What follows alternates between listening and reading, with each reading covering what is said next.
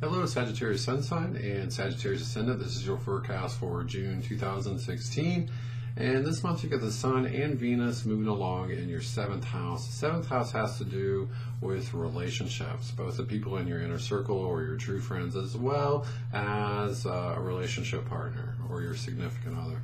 So there's definitely a strong need and a desire to connect with others on a mental, intellectual, and a social level. Okay, so let's say this: if you are single, there's definitely going to be a desire to find a partner, so you're definitely going to have to put yourself out there, and I would say your odds are very good at finding someone with this energy.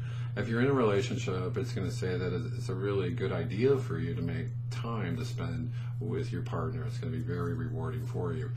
Now, having said all that, you've got Saturn directly opposite the Sun and Venus, and it's in your 1st house. So this is a tricky energy. Here's the good news about it: this won't last very long. You'll feel it for about the first 7 to 10 days, and then it will slowly but surely wane. Okay, but here's the challenging news. In some way in your relationships, you might not feel completely appreciated. You might feel that there is a connection lacking.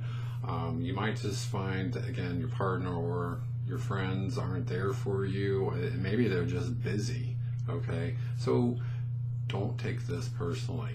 This is just, it is what it is what I would say. It can mean that there are issues in the relationship or in a relationship that need to be ironed out, that need to be worked through.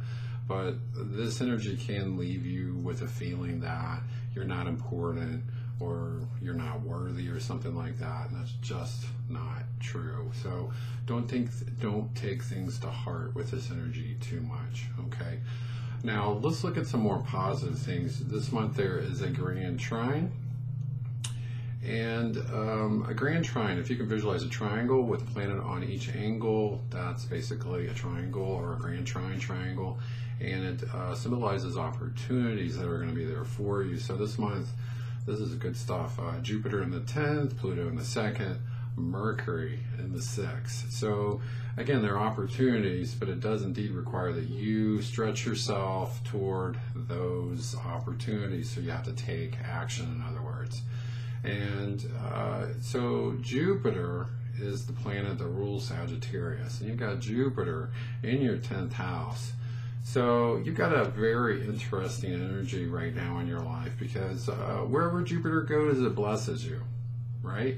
Wherever Saturn goes is where you feel limited and restricted, and where there really can be limitations. Your limitations, it almost looks more psychological. Like I can see you really doubting yourself. And so Sagittarius is usually a sign that has no problems having hope and faith, and they're able to tap into joy in their heart easily, or at least more easily than other signs. But with Saturn in the 1st house and retrograde, it can just feel like there's a rain cloud following you around. You can just doubt yourself more and be harder on yourself.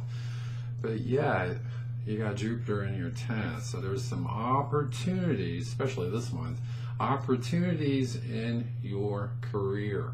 So what I would say for you: believe in yourself, have faith in yourself, push yourself, get out of your comfort zone, and go for the opportunities that are going to make your life better, especially in career and finances. So there's a very real opportunity to improve your lot in life, but it does require, again, that you move forward and face fear. Now, let's go back to that Saturn. So again, I see you can be doubting yourself, or it could possibly even mean you're feeling depressed. Saturn, believe it or not, is our friend in that it just pushes you to live up to your highest potential, and it tends to get your awareness in a certain area of your life. And Sagittarius is a sign it's called a mutable sign. And on one hand, on the positive side of things, it means you're flexible, but on the lower path, it means that you tend to drift through life. You like to roll the dice and just wing it. And Saturn through the 1st house is saying you got to have a plan. You need to know where the north is on your compass. And Just to put it bluntly, Saturn retrograde is helping you to get your act together, to be organized and to be disciplined. And so this month presents you a very real opportunity, once again, to be more accomplished and more successful. But you have to face fear and you have to believe in yourself. And again, you have to take action. Okay, now let's look at this. You have Mars in your 12th house, and it has been retrograde. It will continue to be retrograde until June 29th. And so let's talk about Mars retrograde just for a moment. In the 12th house, this is definitely about working through your old hurts and wounds in life. So that might be challenging for you during this period. You might feel entitled to feel the way that you feel, and you might feel a sense of stubbornness, you know. And so what I would say is you really have a decision to be bitter about things or to get better. And with Mars retrograde in the 12th house, it's about working through and processing old hurts and wounds, learning the lesson, doing your best to forgive others, most importantly, forgiving yourself, realizing that we're all human beings, we're all making mistakes, falling down and getting up, and we're all meant to keep marching.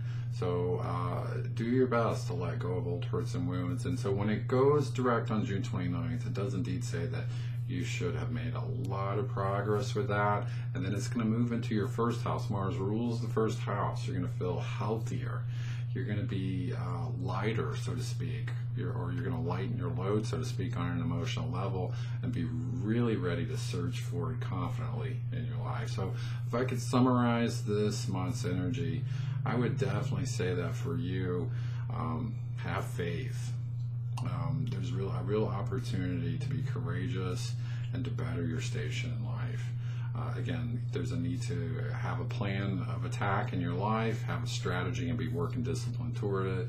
And what I led off with, make sure that you don't become too absorbed with career stuff. I do see that you're meant to push, but don't be all work and no play. Make time for the people that love and care about you. So with that being said, I do indeed hope you have a great month, and I'll talk to you next month. Bye-bye.